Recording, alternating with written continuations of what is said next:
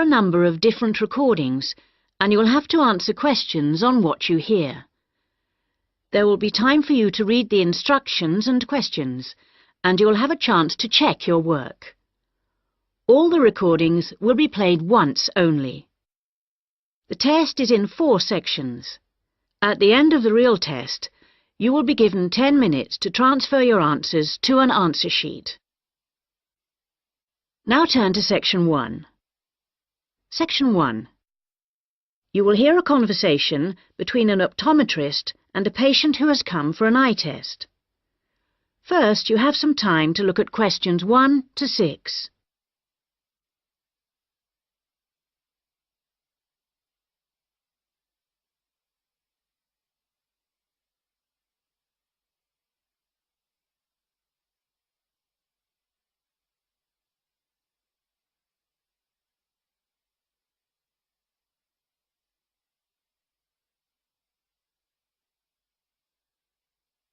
You will see that there is an example that has been done for you.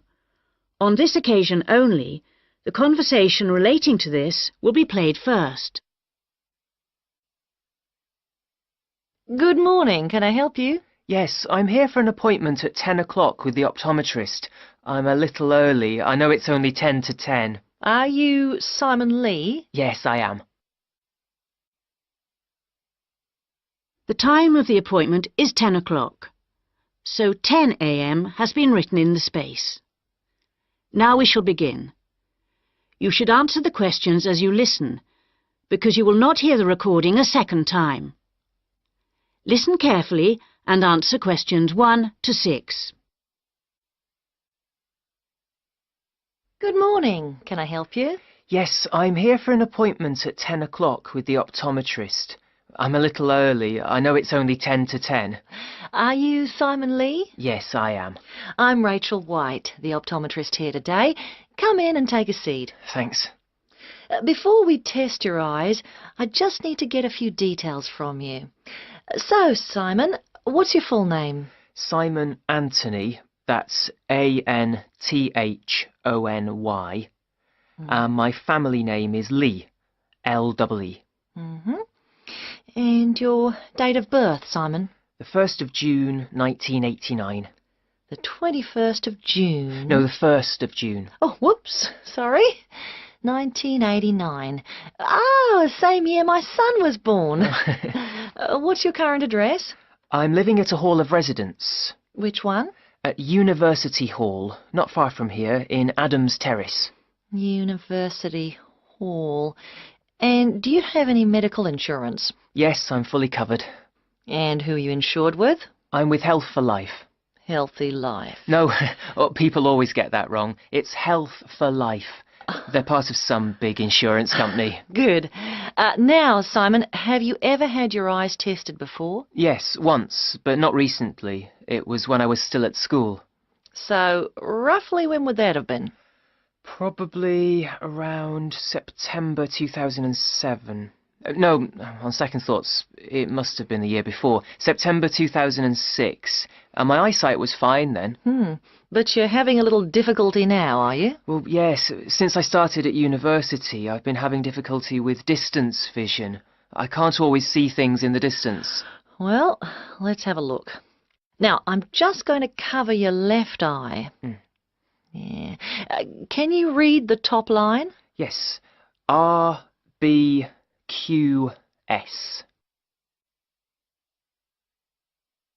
Before you hear the rest of the conversation, you have some time to look at questions 7 to 10.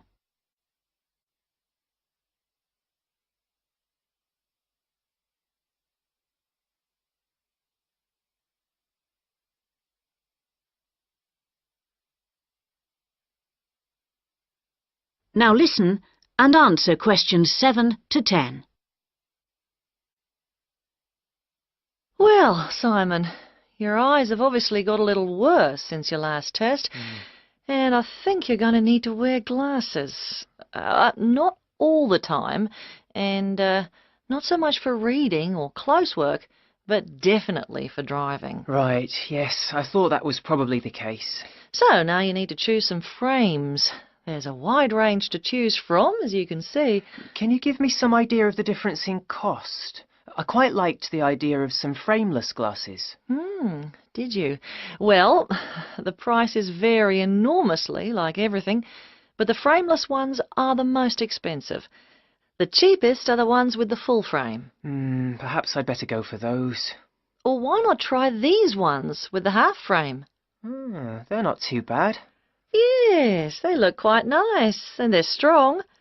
Far less likely to break than the frameless ones. Oh, that's a good point. OK, I think I'll take those ones.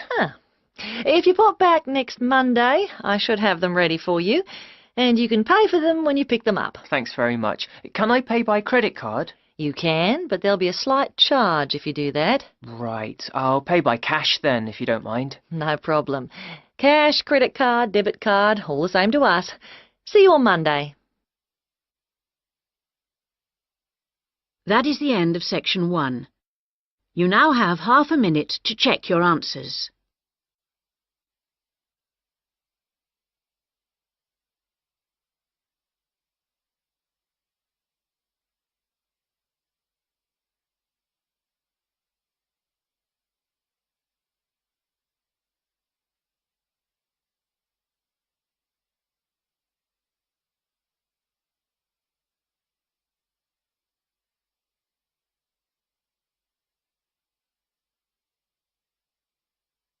Now turn to section 2.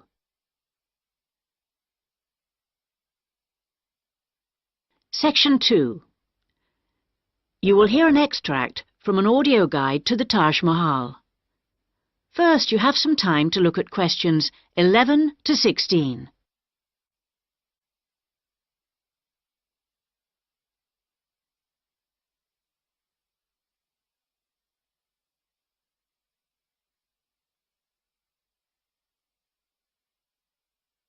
Now listen carefully and answer questions 11 to 16.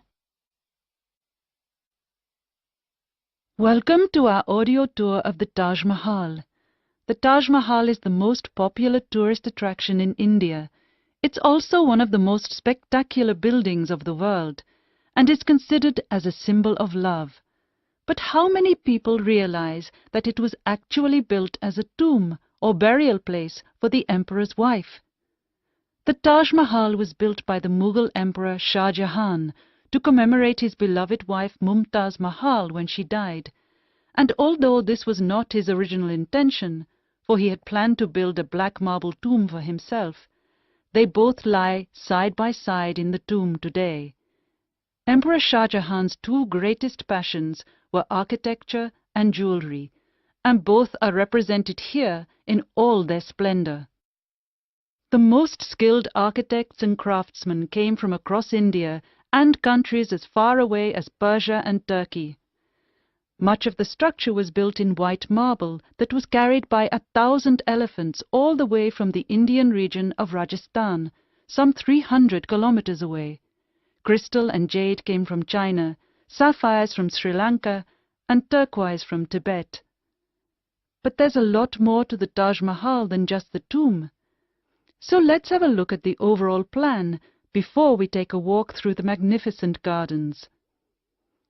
Your tour begins here, at the point marked with an X on the plan. This is known as the main gateway. Walk through the gate and you come into an elaborate garden. There are 2 marble canals studded with fountains which cross in the center of the garden, dividing it into 4 equal squares. Each of these 4 quarters is then subdivided into flower beds, so there are 16 flower beds altogether. The tomb stands majestically at the north end, not in the center, as you might have expected. Instead, at the center of the garden, halfway between the tomb and the gateway, there's a raised pond which provides a reflection of the Taj Mahal. It's a magnificent sight. On either side of the tomb, there are buildings made of red sandstone. The one to the west, to the left on our plan, is a mosque. It faces towards Mecca and is used for prayer. On the east side of the Taj is a building known as the Rest House. It's like the twin of the mosque, but because it faces away from Mecca, It was never used for prayer. Before you hear the rest of the guide, you have some time to look at questions 17 to 20.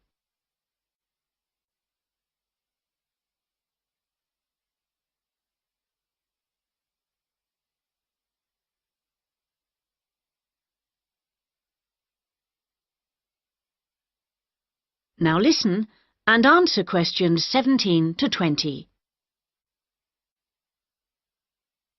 Many people have asked what the rest house was for. Was it a place for pilgrims to stay? Was it a meeting hall of some kind?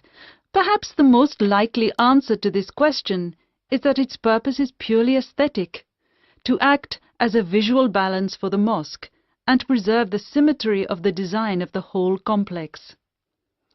Let's have a look at some of the engineering features of the garden. For one thing, they require a constant supply of running water. When it was built, water was drawn from the river manually, using an elaborate rope and bucket system, pulled by a team of bullocks. The water was then brought through a broad water channel and held in a number of supply tanks. These tanks were at varying heights off the ground and were ingeniously designed to store the very large amounts of water required. Using an elaborate system of underground pipes, the water was then distributed from the supply tanks to each of the fountains. To ensure that the water pressure was the same throughout the garden, there was a copper pot under each fountain connected to the water supply. It was undoubtedly a brilliant system. That is the end of section 2. You now have half a minute to check your answers.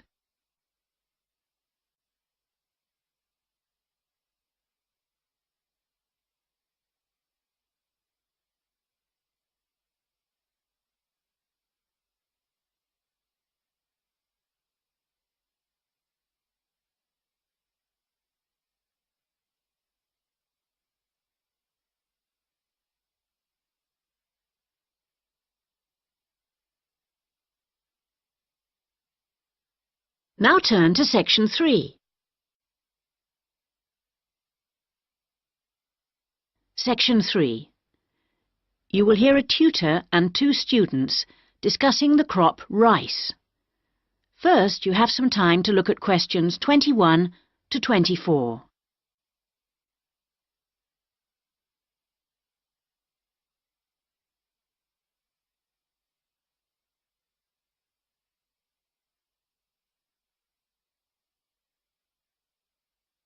Now listen carefully and answer questions 21 to 24. Good morning, everyone. So, following on from our tutorial on European agriculture last week, Daisy and Eric are going to talk about the most commonly grown crop in Asia, which is, of course, rice. Eric, can you tell us what you've been working on? Yes, sure.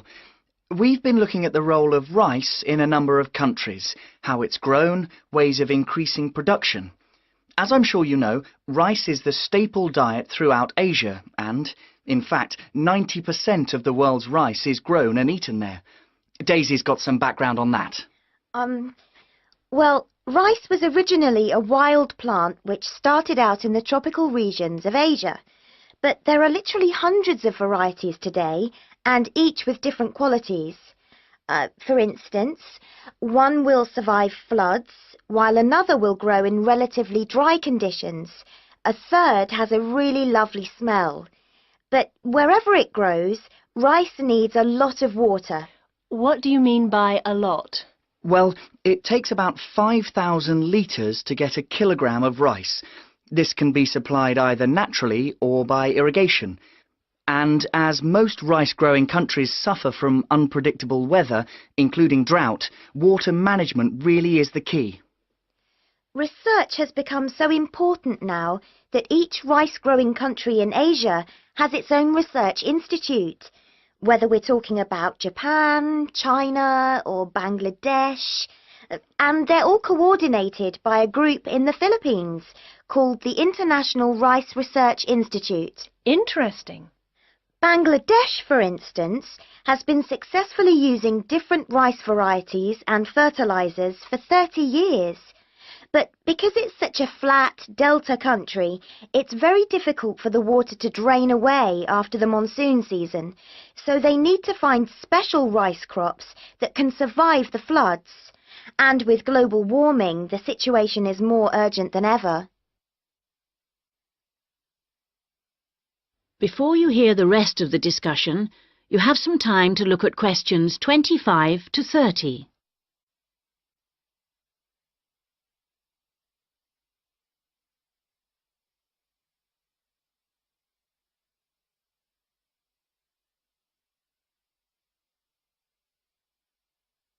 Now listen and answer questions 25 to 30. Now I'd like to move on to our comparative study. As you can imagine, China is the world's biggest rice-producing country. Collectively, the Chinese people probably eat more than 3 billion bowls of rice every day. Quite a statistic. And of course, rice plays an important cultural role too. We then compared China to Thailand. You know, even though Thailand only has about 64 million people, it's the world's #1 exporter of rice. Not China, as you might imagine. Is that so? Yes, they send their rice everywhere, in particular to Europe, as well as Africa and the Middle East. Apparently, the fact that jasmine rice is growing in popularity is one reason why Thailand's rice export industry is doing so well. People want something a bit different. And of course, Thailand is well suited to rice growing. Good climatic conditions and lots of fresh water. Going back to China for a minute, we should mention that at the Rice Research Institute in Huangzhou, they're working on ways of improving rice yields using less water. By yields, you mean the amount they can grow? Yes, they're trying to find ways to get more rice from less land, improve the taste, but also have other things in it besides carbohydrates, so that it's healthier, better for you. Good idea, considering it's the staple food. And then you've got Japan, which is totally self-sufficient when it comes to rice. This is basically because they have a high tariff on imported rice, so everyone buys the homegrown product, and they don't export much. Yes, but you know, even though rice is a kind of sacred crop there, consumption is only half what it was in the 1960s. This trend isn't evident in Thailand or China. Interesting that you mentioned how rice is almost sacred in Japan, because I believe in Thailand it also plays an important cultural role. Absolutely. They have the royal ploughing ceremony every year, which the king always attends, and he actually scatters a new stock of seed to the farmers, who pour into Bangkok for the event. What about the global interest in organic farming? Is there such a thing as organically grown rice? Yes, indeed. And the Japanese are getting quite a taste for it, apparently. There's an experimental farm near the city of Akita in the Japanese rice belt, famous for its sake, by the way, which has pioneered organic rice production, and now it's sold all across the country. It's a bit like the recent popularity of jasmine rice in Thailand, but that's for the export market, of course. Interesting how attitudes change, isn't it? That is the end of section 3. You now have half a minute to check your answers.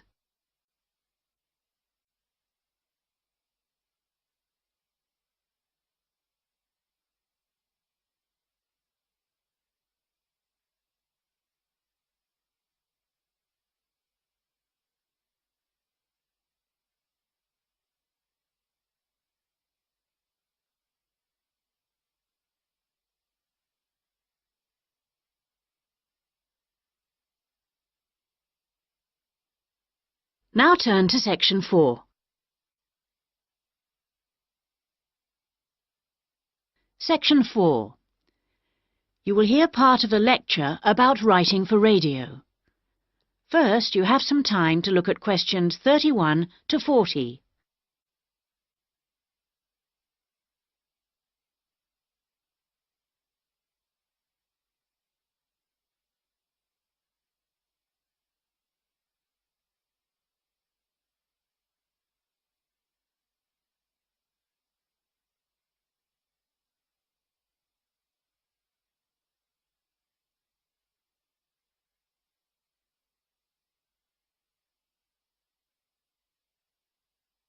Now listen carefully and answer questions 31 to 40.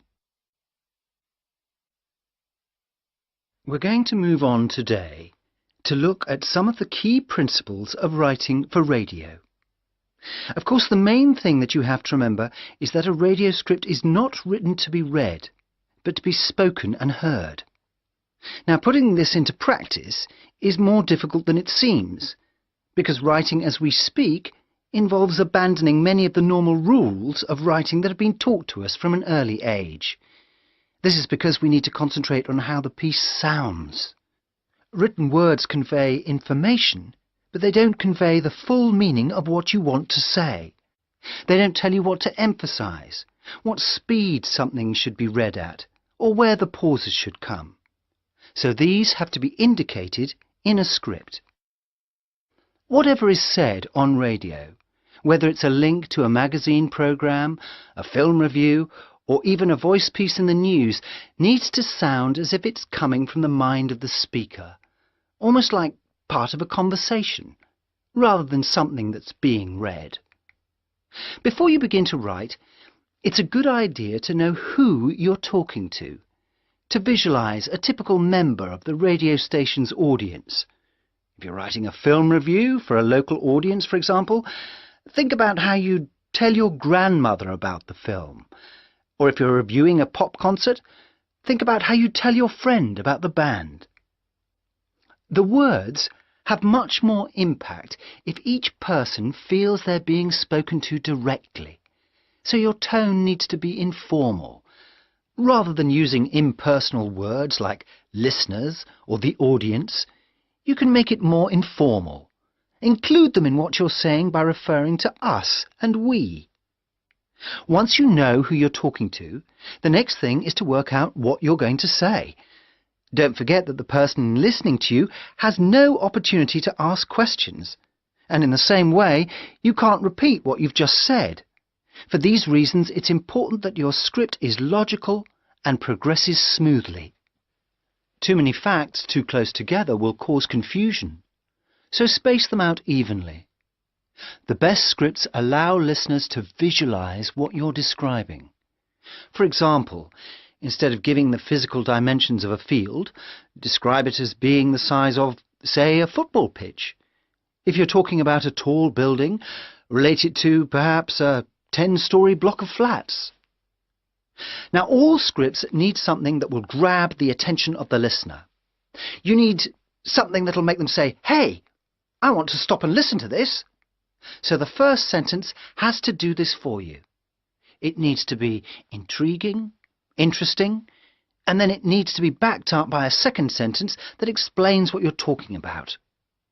The last sentence should also give your listeners food for thought and can be in the form of a question or a statement that sums up the item. After you've finished your script, you need to polish it up, and the most effective method of doing this is by reading it aloud. This also helps you to avoid tongue twisters or words that you might find awkward to pronounce. That is the end of section 4. You now have half a minute to check your answers.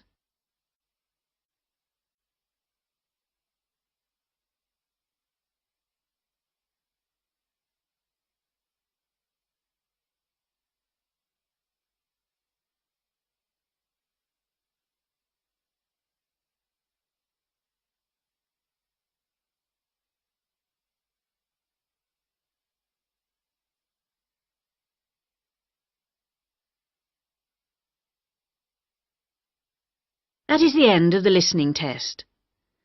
At the end of the real test, you'll have 10 minutes to transfer your answers to the listening answer sheet.